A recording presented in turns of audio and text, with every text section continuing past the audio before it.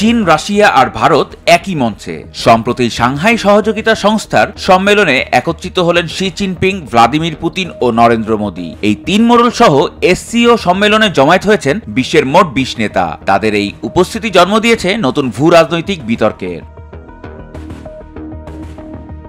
সম্মেলনে চীনের president Xi Jinping সরাসরি কোনো দেশের নাম না নিয়ে মোড়লগিরির জন্য কিছু দেশের তীব্র নিন্দা করেন। বিশ্লেষকরা বলছেন শি জিনপিং এর আক্রমণের মূল লক্ষ্য ছিল যুক্তরাষ্ট্র। অন্যদিকে রাশিয়ার প্রেসিডেন্ট ভ্লাদিমির পুতিন ইউক্রেন সংকটের জন্য সরাসরি পশ্চিমা বিশ্বকে দায়ী করেন। তিনি বলেন, ইউক্রেনে চলমান সংঘাতের শুরু পশ্চিমের উস্কানি ও মদদে।